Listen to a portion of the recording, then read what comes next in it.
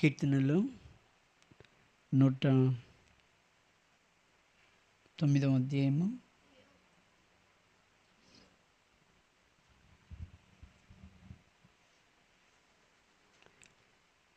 మొదటి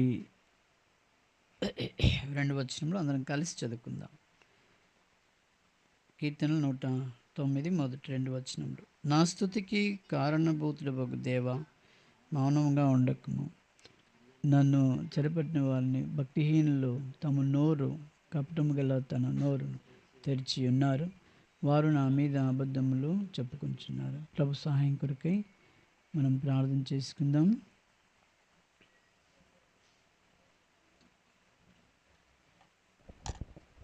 ప్రేమగల తండ్రి యేసు ప్రభువా, నీకు వందనములు. మా రక్షకుడు, మా దేవుడు మమ్మల్ని ప్రేమించి జ్ఞాపకం చేసుకుని వేదిక రక్షించుకున్నారు.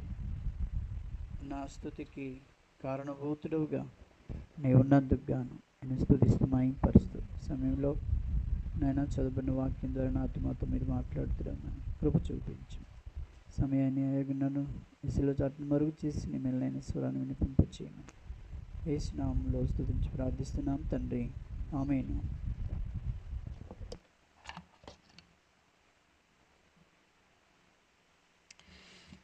దేవుని యొక్క వాక్యం చూసినట్లయితే, నా స్తుతికి కారణభూతుడవగు దేవ, మౌనముగా ఉండకు. అనగా మనము ఆయన స్తుతించుట కొరకై, ఆయనను ఆరాధించుట కొరకై కారణం, ఒక కారణమును బట్టి మనం ప్రతిది మనం చేస్తూ ఉంటాము. అట్లాగే దేవుడు తన యొక్క ప్రేమ చేత మనల్ని ఈ లోకంలో ఆయన జన్మింప చేశాడు. అటు యొక్క గొప్ప ప్రేమతో మనల్ని ఆయన రక్షించుకున్నాడు. ఆయన యొక్క ప్రేమ యొక్క స్వభావము మనము చూసినట్టయితే దేవుని యొక్క వాక్యంలో ఆయన యొక్క ప్రేమ ఏనాడు కూడా అంతమైనది కాదు. ఆయన యొక్క ఆయన ప్రేమ ఎలాంటిదండి? ఏనాడు కూడా అంతమైనటువంటిది కాదు అని దేవుని యొక్క వాక్యంలో మనం చూస్తాం. అంటే అంత గొప్ప ప్రేమ మన పట్ల ఆయన చూపించినాడు. ఎఫెసీయులకు రాసిన పత్రిక 3వ అధ్యాయము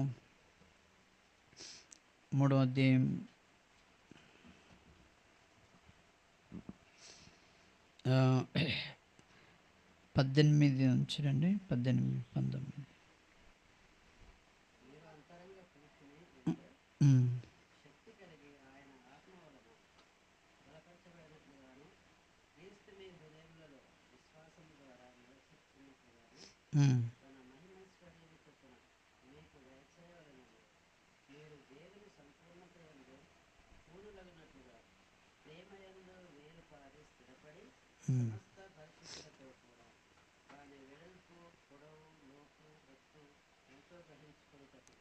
చాలు. ఇక్కడ ఏమంటుందంటే, మీరు దేవుని సంపూర్ణత యందు పరిపూర్ణులగునట్లుగా.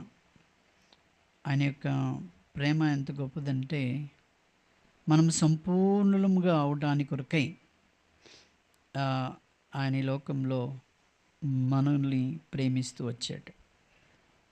మనం ఈ లోకంలో సంపూర్ణముగా లేము, అసంపూర్ణులము. అనగా ఈ లోక మాలిన్యములతో, ఈ లోక సంబంధమైనటువంటి పాపభోగముల చేత నివసిస్తున్న మౌనము మరి ఆయన యొక్క ప్రేమ సంపూర్ణతలో లేని వారముగా ఉంటుంది. అయితే ప్రభు తన యొక్క అనంతమైనటువంటి ప్రేమను మరి చూపిస్తూ ఉంటున్నాడు. దేవుని యొక్క ప్రేమ అనంతమైనది. అదే ఎఫెసీ 2:4 ఉన్నది చూడండి. 4వ వచనం.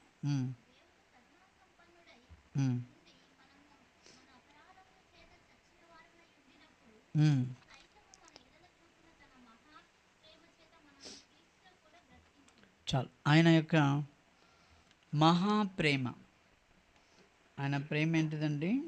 మహాప్రేమ చూపించినాడు. మన ఎడల అనేక మరి మహాప్రేమను చూపించి ఆయన మనల్ని రక్షించుకున్నాడు. అనగా దేవుని యొక్క ప్రేమ ఎంతో ఉన్నతమైనదిగా, మరి అది అది ఆనందదాయకముగా ఈ లోకంలో మనకు అతి గొప్ప ప్రేమ ఉన్నట్టు మనం దేవుని వాక్యం ద్వారా మనం చూస్తుంటున్నాం. కాబట్టి అతి గొప్ప ప్రేమతో ఆయన మనల్ని ప్రేమించి ఆ తర్వాత క్రీస్తులో మనల్ని బ్రతికించినాడు. ఇంకా 6వ వచనం మేము చూడండి, క్రీస్తు యేసునందు ఆయన మనకు చేసిన ఉపకారము ద్వారా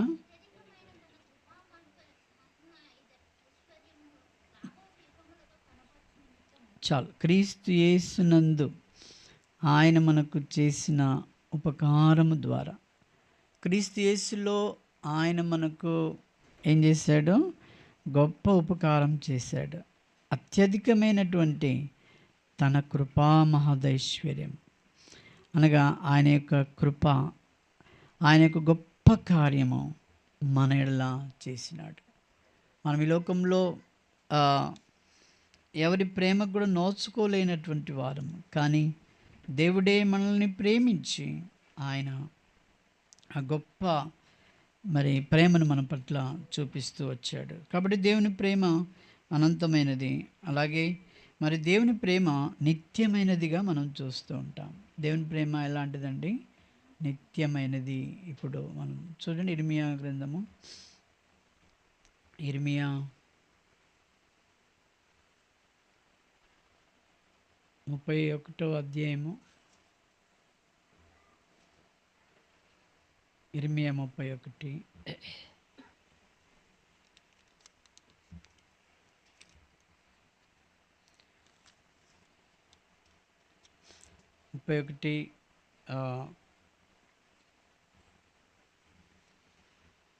మూడో వచనం చూడండి.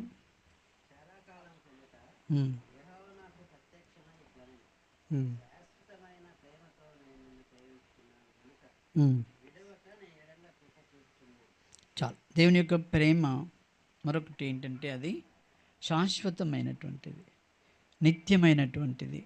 ఆయన మన ఎడల అంత గొప్ప ప్రేమ చూపించినాడు దేవుడు. అందుకనే మనము ప్రభువును అక్కడ ఏమంటామంటే, నా స్తుతికి కారణభూతుడవగు దేవా. నీ నా స్తుతికి ఆయన కారణభూతుడిగా ఉన్నాడు. ఎందు నిమిత్తం అంటే ఆయన మనకు అనంతమైనటువంటి ప్రేమ చూపించినాడు. నిత్యమైనటువంటి శాశ్వతమైనటువంటి ప్రేమను చూపిస్తూ వచ్చాడు. ఇక్కడేమన్నాడు? శాశ్వతమైనటువంటి ప్రేమతో నేను నిన్ను ప్రేమించుచున్నాను అన్నాడు. ఎంత గొప్ప ప్రేమ అండి అది! ఆయన యొక్క శాశ్వతమైనటువంటి ప్రేమ. ఆ శాశ్వతమైన ప్రేమను మన పట్ల చూపించుట కొరకై తను తాను శాశ్వతమైనటువంటి ఒకటే బలి, ఆయన ఒకడే మన కొరకై బలిగా గావించబడ్డాడు. ఒక్కసారే అర్పించబడేటువంటి బలి అని హెబ్రీయులకు రాసిన పత్రికలో మనం చూస్తూ ఉంటున్నాం. హెబ్రీయులకు రాసిన పత్రిక, ఆయన ఇచ్చినటువంటి ఆ బలి ఎలాంటిదంటే చూడండి, హెబ్రీ 10వ అధ్యాయము, హెబ్రీ 10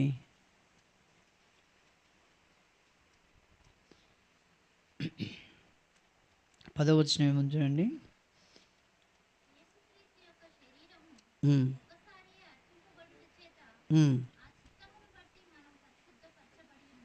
ఒక్కసారే అర్పించబడ్డాడు.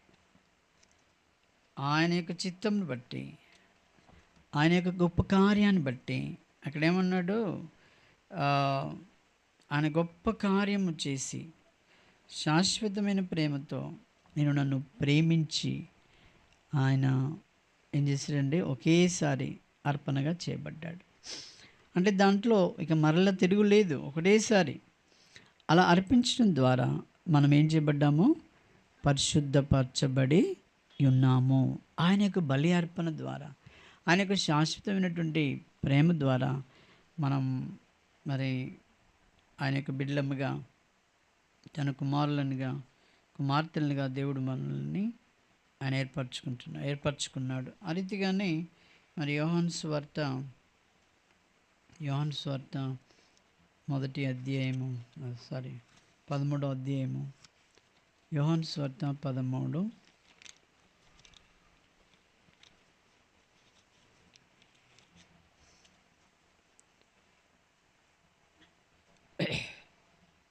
మొదటి వచనం చూడండి. 13 మొదటి వచనం.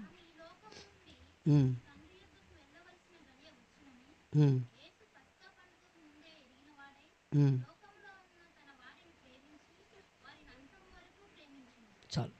లోకంలో ఉన్నటువంటి మనమందరం కూడా ఆయన వారం, తన వారిని ప్రేమించి వారిని ఎంతవరకు ప్రేమించాడండి? అంతం వరకు ప్రేమిస్తూ ఉన్నాడు. ఆయనకు ప్రేమ ఎలాంటిదండి? కొద్ది కాలం బట్టి కాదు, అంతము వరకు. అందుకనే అన్నాడు ఆయన, శాశ్వతమైనటువంటి ప్రేమతో నేను నిన్ను ప్రేమించుచున్నాను. అంతం వరకు ఆయన నన్ను ప్రేమించినటువంటి దేవుడు. ఆయనకు ప్రేమ అంత ఉన్నతమైనటువంటిది.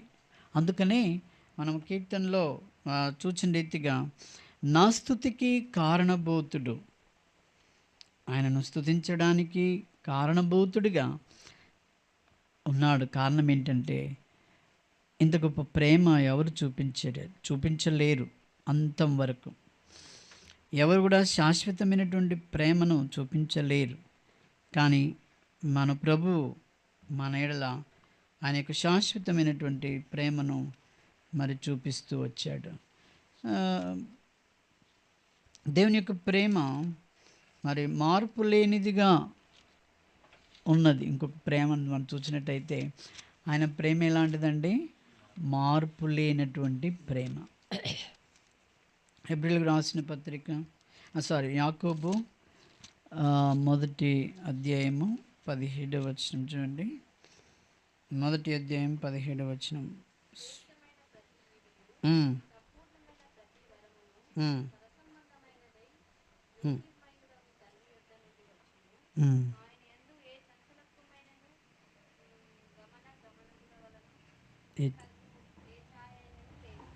చాలు.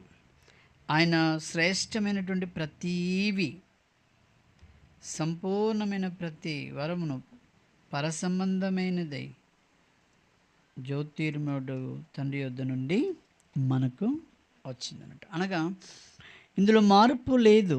ఆయన ప్రేమలో ఎలాంటి మార్పు లేనిదిగా, అనగా ఏం చంచలత్వమైనను గమనం వలన కలుగు ఏ ఛాయను లేనటువంటిది. అంత గొప్ప ప్రేమను మరి ఆయన మనకు శాశ్వతమైనటువంటి మార్పు లేని ఆ ప్రేమను ఆయన మనకు చూపిస్తూ వచ్చాడు. మార్పు లేనటువంటి ఆ ప్రేమ. ఈ లోకంలో మరి చాలామంది ప్రేమలు మారవచ్చు. అక్కడ మన ఒక మాటల్లో కూడా ఉంది ఏంటంటే, అందరి ప్రేమ మారని నీ ప్రేమ నాకున్న చాలు, ఆ పాటలో.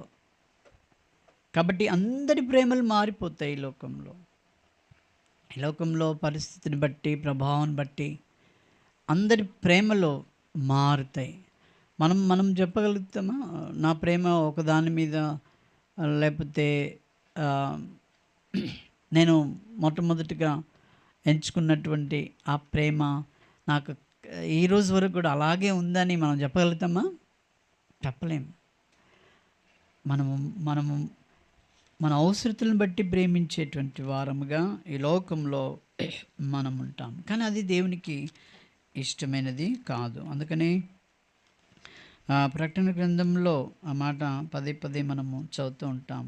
ఏమనంటే, ప్రకటన గ్రంథము 2వ అధ్యాయము 4వ వచనం.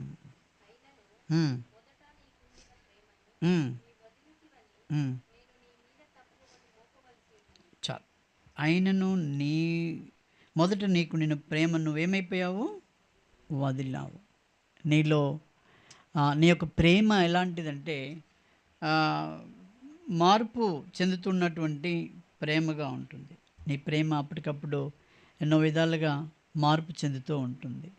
మార్పు కాబట్టి దేవుని యొక్క ప్రేమ ఎలాంటిదండి? మార్పు లేనటువంటి ప్రేమ. ఆయనకి ఏమాత్రం చంచలత్వం ఉండదు. ఆయన గమనంలోనూ ఏది కూడా లేనిది ఆయన యొక్క ప్రేమ. శాశ్వతమైనటువంటి ఆ ప్రేమను మన పట్ల చూపించినాడు. మార్పు లేనటువంటి ప్రేమ. నీవు ప్రభువును యథార్థంగా ప్రేమించకపోయినా, ఆరాధించకపోయినా, నువ్వు ఆయనను సరిగా వెంబడించకపోయినా కానీ నీపై ఆయన యొక్క మార్పు ఏమాత్రం కూడా చూపట్లేదు కదా. నువ్వు సరిగ్గా ప్రేమిస్తలేవని, నువ్వు దేవుణ్ణి ఆరాధిస్తలేవని, లేకపోతే నా సమయం నేను నీకు ఇచ్చిన సమయం అంతా నీవు దొంగిలిస్తున్నావు అని చెప్పేసి ఆయన నీకేమైనా ఆయన ఇచ్చేటి ఆపుతున్నాడా? ఆయన ఇచ్చే వెలుగు కానీ, ఆయన ఇచ్చేటువంటి గాలి కానీ, ఆయన ఇచ్చేటువంటి మరి మనకు సమస్తమును ఆయన ద్వారా వచ్చేటి అవి మనం ఆపుతున్నాడా? లేదు. మనం ఆపుతాం. మనల్ని సరిగా పలకరించకపోతే నీళ్ళు కట్టు, స్నేహం కట్టు, ప్రైజ్ లాడ్ కూడా కట్ అయిపోతుంది. అంటే మనము అలాంటి మరి జీవితాన్ని జీవించేటువంటి వారం. మనలో ఏమాత్రం కూడా మార్పు లేనటువంటి జీవితం మనలో ఉండదు. మన ప్రేమలు మారుతూనే ఉంటాయి. కాబట్టి అట్టి గొప్ప మరి ప్రేమతో ప్రేమించిన ఆయనకు ప్రేమ ఉన్నతమైనది. మరి మరొక ప్రేమను మరి చూసినట్టయితే రోమిలకు రాసిన పత్రిక 5వ అధ్యాయము. ఆయనకు ప్రేమ పరిశుద్ధమైనటువంటి ప్రేమను బట్టి మనము చూసినాం. చూడండి 5వ అధ్యాయము 1వ వచనం. 5వ వచనం చదవండి. 5.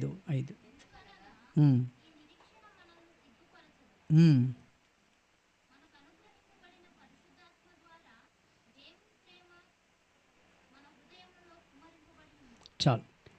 ఆయన యొక్క పరిశుద్ధాత్మ ద్వారా పరిశుద్ధమైనటువంటి ఆ యొక్క ప్రేమను, పరిశుద్ధమైనటువంటి ఆయన యొక్క ప్రేమను ఎక్కడ కుమ్మరించేటది?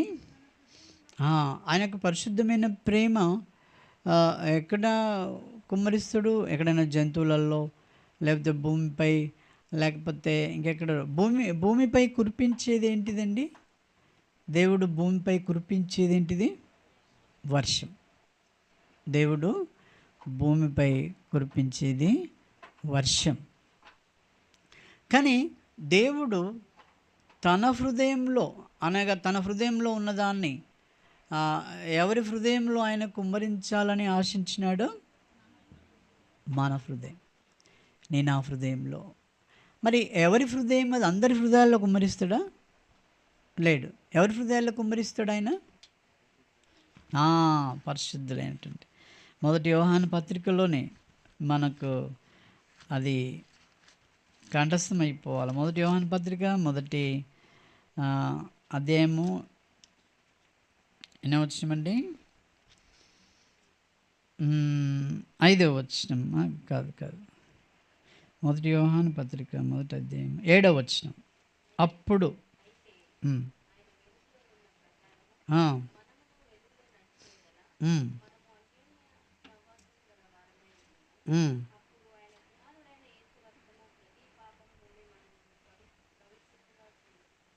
చాలు. ఆయన కుమారుడైన యేసు రక్తము ఏం చేసిందండి? ప్రతి పాపము నుండి మనలను పవిత్రునిగా చేసింది.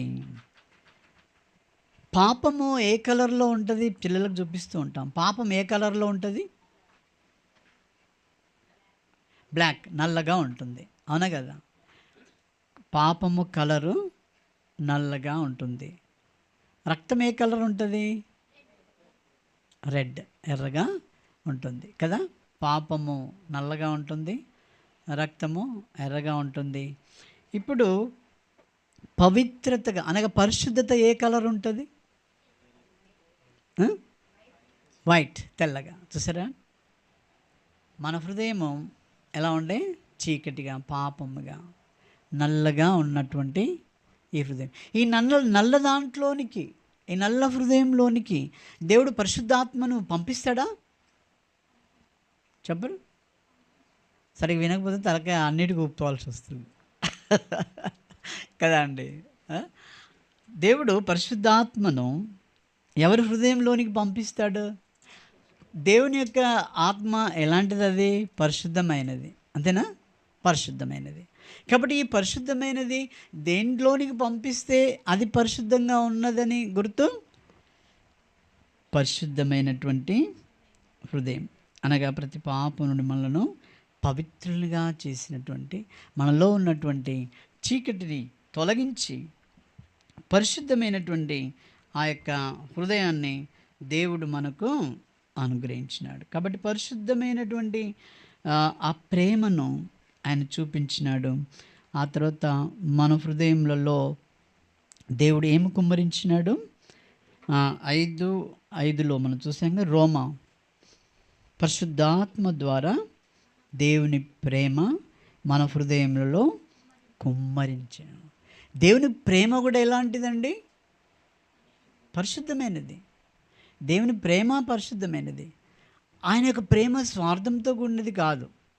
ఆయన ప్రేమ నువ్విస్తే నేను ప్రేమిస్తా అనేది కాదు. ఆయన నువ్వేమి ఇయ్యకున్నా ఆయన ప్రేమించినాడు. ఎవరిని? మనల్ని ఆయన ప్రేమించినాడు. కాబట్టి ఆయన యొక్క పరిశుద్ధాత్మను మన హృదయంలోనికి కుమ్మరించినాడు. ఆయన మన హృదయంలోనికి కుమ్మరించడం ద్వారా మనం ఎలా జీవించగలుగుతూ ఉన్నాము? పరిశుద్ధమైనటువంటి జీవితాన్ని జీవించడానికి ఆయనకు ప్రేమ మనకు సహాయపడుతుంది. పరిశుద్ధాత్మ కుమ్మరింపంటే ఏదో వచ్చిందని చెప్పేసి ఎంతో స్పీడ్గా చప్పట్లు కొట్టి స్పీడ్గా ఏదో ఒక 2-4 మాటలు వల్లించడము, కింద బండి పొరలడము, ఎగరడము, దుంకడము అలా చేయదు పరిశుద్ధాత్మ. పరిశుద్ధాత్మ నీ కడగబడిన నీ హృదయంలోనికి వస్తుంది. ఆ హృదయంలోనికి వచ్చి అదేం చేస్తుందంటే అది మెల్లమెల్లిగా నీ ప్రవర్తన, నీ యొక్క జీవితాన్ని అన్నీ కూడా మార్చేస్తూ ఉంటుంది. అర్థమైందా అండి? అది మారుస్తూ ఉంటుంది. అది ఆయన యొక్క పని. ఆ పరిశుద్ధాత్ముడు అందరికీ రాడు. ఈ లోకంలో తిట్టుబోతులు కానీ, లేకపోతే త్రాగుబోతులు కానీ, లేకపోతే సగం భక్తి ఉన్న వాళ్ళకి కానీ పరిశుద్ధాత్ముడు వచ్చింది అన్నట్టుగా ఫీల్గా చేస్తారు. దానికి ఎన్నో యాక్షన్స్ ఉంటాయి. కానీ అలా చేయడు ఆయన. ఆయన ఎలా చేస్తాడు? మొట్టమొదటిగా నీ హృదయాన్ని ఆయన రక్తంలో కడిగి పవిత్రపరిచి పరిశుద్ధనిగా ఉంచి ఆ పరిశుద్ధమైనటువంటి హృదయంలో ఆయన యొక్క పరిశుద్ధాత్మ ద్వారా దేవుని యొక్క ప్రేమను ఏం చేస్తాడు? కుమ్మరిస్తాడు. ఒకప్పుడు నీ జీవితం పరిశుద్ధంగా లేకుండా ఉండే, నీ నోరు కూడా పరిశుద్ధంగా లేకుండా ఉండే, నీ కండ్లు, నీ చెవులు, నీ నడవడి. కానీ ఇప్పుడు పరిశుద్ధాత్మ ఆయన కుమ్మరించడం ద్వారా అప్పుడు మనకేమైందంటే మన నోరు కూడా దేవుని స్తుతించేదిగా అయింది. ఇప్పుడు చెడు మాటలు రావు. చెడు మాటలను దేవుడు ప్రేమించాడు. చెడు మాటలు లేకుండా పవిత్రమైనటువంటి జీవితాన్ని మనము జీవించే వారినిగా దేవుడు చేసి ఉంటున్నాడు. కాబట్టి దేవుని ప్రేమ ఎంతో త్యాగపూరితమైనదని కూడా మనము చూడగలుగుతాం. చూడండి, యోహాను సువార్త 3వ అధ్యాయము. యోహాను సువార్త 3వ అధ్యాయం. దేవుని యొక్క ప్రేమ ఎలాంటిదండి? చాలా త్యాగపూరితమైనటువంటిది ఆయన యొక్క ప్రేమ. దేవుని యొక్క ప్రేమ 3:16 మనకు తెలుసు వాక్య భాగం. దేవుడు లోకం ఎంతో ప్రేమించిన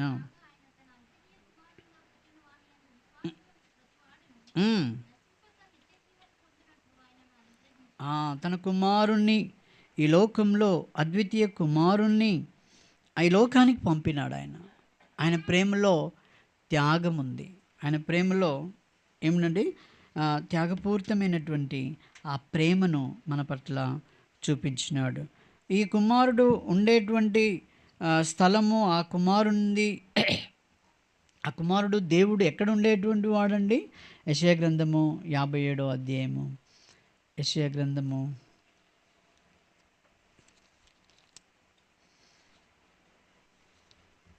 ఆయన 57:15 వచనం. యెషయా మహాగణుడును ఉమ్, ఉమ్, ఉమ్. చాలు. ఆయన ఎలాంటి వాడటండి? మహాగణుడు, పరిశుద్ధ పరిశుద్ధుడును, నిత్య నివాసమైనటువంటి వాడు. ఎక్కడ నిత్యము నివాసము ఉండే ఆయన స్థలము? పరిశుద్ధమైనటువంటిది.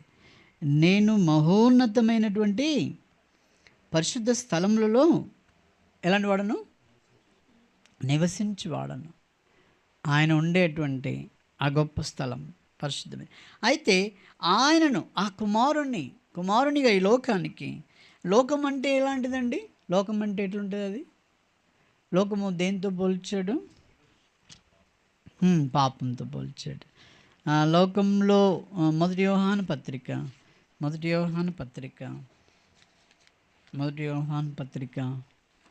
2వ అధ్యాయము. మొదటి యోహాను పత్రిక 2వ అధ్యాయము 15 వచనం చూడండి.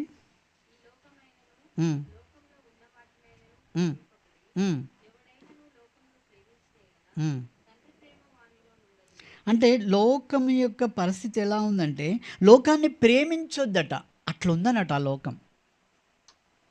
మన పిల్లల్ని బయటికి పంపేటప్పుడు ఏమంటాం అంటే, అరే వాడితో స్నేహం చేయొద్దురా, ఆమెతో స్నేహం చేయొద్దు, ఎందుకంటే వాళ్ళు లోకంగా ఉన్నారు, వారి పద్ధతులన్నీ వేరు ఉన్నాయి, కాబట్టి నువ్వేం చేయొద్దు, వాటితో స్నేహము చేయొద్దంటాం. ఇక్కడ ఏమంటుందంటే, లోకంలో ఉన్న వాటినైనా ప్రేమించడానికి ఏమి లేదు. ఇక్కడ ప్రేమ లేనటువంటి స్థితిలో ఉంటుంది. చదవండి ఇంకా.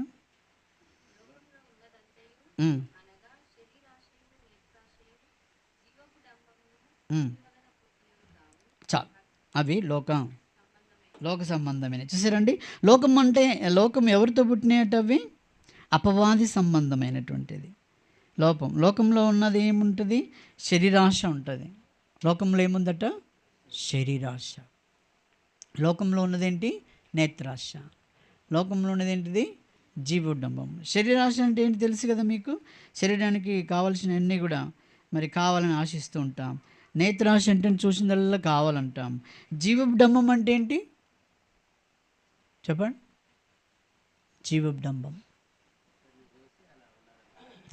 జీవోడంబం ఏంటంటే, నేను ఎంత తెలుసా, నేను ఇంత సంపాదించిన, నా గొప్పతనము, అన్నీ గొప్పగా చెప్పుకోవడం జీవోడంబం.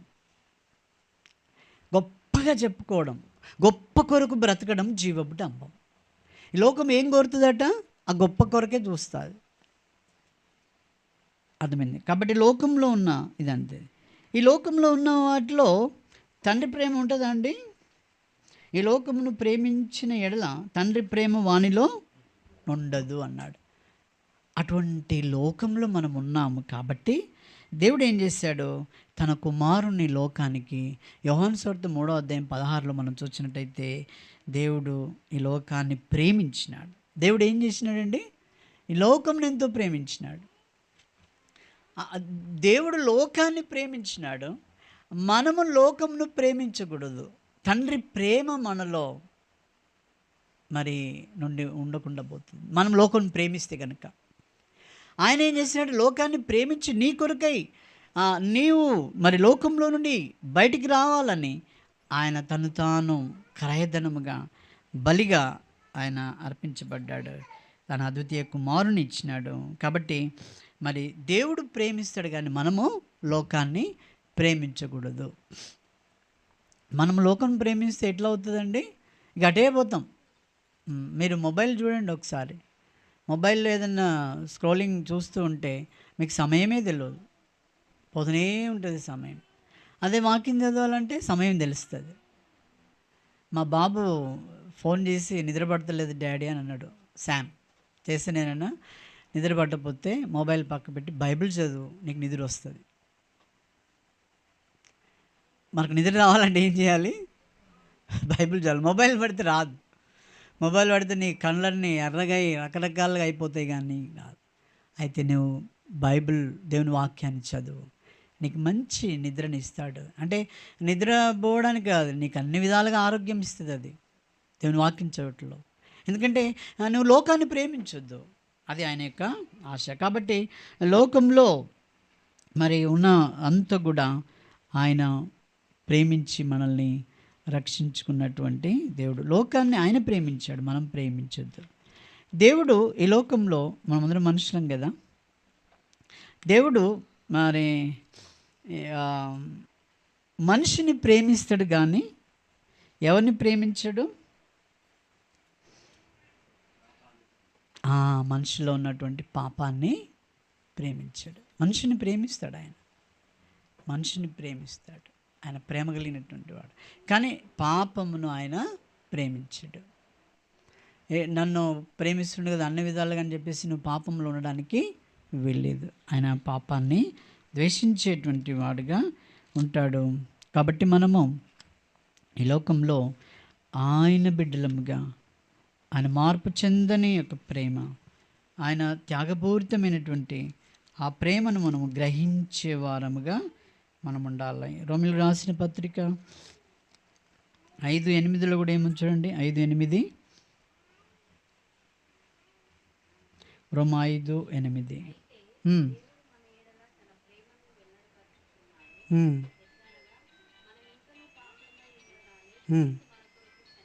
చాలు. దేవుడు మన ఎడల తన ప్రేమను ఏం చేశాడండి? వెల్లడిపరిచాడు. ఆయన ప్రేమను వెల్లడిపరిచాడు, ఆయన ప్రేమను చూపించినాడు. ఎట్లుండగా మనం ఎట్లున్నాం? అప్పుడు మనం ఇంకనూ పాపులమై ఉండగానే ఆయన ఏం చేశాడు? ప్రేమించాడు. ఆయన త్యాగపూరితమైనటువంటి ప్రేమ, ఆయన మనల్ని ప్రేమిస్తూ వచ్చాడు. కాబట్టి ఎందుకు మనము ఆయనను ఆరాధించుతున్నామంటే, ఆయన మనం అన్నాం కదా 109 మొదటి వచనం ఏమన్నాడు? నా స్తుతికి కారణభూతుడు. చూసారా ఆయన యొక్క ప్రేమ ఎంత గొప్పగా ఉందో? శాశ్వతమైనటువంటి ప్రేమ, ఆ తర్వాత ఉన్నతమైనటువంటి ప్రేమ, పరిశుద్ధమైనటువంటి ప్రేమ, ఇలాగో ఎన్నో విధాలుగా మనల్ని ఆయన ప్రేమించి ఆయన మనల్ని తన బిడ్డలుగా ఏర్పరచుకున్నాడు. ఎంత గొప్ప ప్రేమ ఆయనది. అందుకేనండి ఆయనను స్తుతించాలి. అందుకే ఆయనను మనము స్తుతింప బద్ధులమై ఉన్నాం. మన మానవ జీవితం కాబట్టి మనకు ఏదైనా అవసరం ఉంటేనే మరి మనం ప్రేమించడానికి ఉంటాం కాబట్టి. అయితే దేవుడు నిన్ను ప్రేమించిన ఆ గొప్పతనాన్ని చూపించినాడు. ఆయన ప్రేమలో మార్పు లేనటువంటి శాశ్వతమైనటువంటి ప్రేమ, ఆ తర్వాత పరిశుద్ధమైనటువంటి ప్రేమ. ఆయన దేన్నో ఆశించి నిన్ను ప్రేమించలే. నీ దగ్గర ఆశిస్తే ఏముందండి? నీ దగ్గర ఆశిస్తే ఏముంది ఆయనకి ఇచ్చేది? చెప్పండి, ఏమైనా ఉందా? ఏం లేదు, ఏమీ లేనటువంటిది. అందుకని యోబు అంటాడు, నేను ఈ లోకంలో ఎలా వచ్చి తిని, నేను ఈ లోకానికి ఎలా వచ్చిన అన్నాడు? దిగంబరినై వచ్చి తిని దిగంబరినై అచ్చటికి నేను వెళ్ళుదును కదా. ఏ విషయమందైనను దేవుడు అన్యాయం చేసినని చెప్పలేదు. ఎంత గొప్పవాడు చూడండి. ఎంత మరి దేవుని యందు ఆయనను స్తుతించుటకు నా దేవుడు ఇంతటి గొప్పవాడు అని యోబు గ్రహించినాడు. మనం ఇన్ని రకాల ప్రేమను మనం తెలుసుకొని కూడా మనం ఆయన ఎలాగ వెంబడిస్తున్నాం. కాబట్టి ఆయనను హృదయపూర్వకంగా మనము పట్టుదలతో, ఆసక్తితో ఆయన మనం ప్రేమించే వారంగా ఉండాలని ప్రభు మనల్ని రక్షించుకున్నాడు. అందుకే నేను స్తుతించడానికి ఆయన కారణభూతుడిగా ఉన్నాడు. కాబట్టి ఇట్టి తలంపులతో మన ప్రభును మనము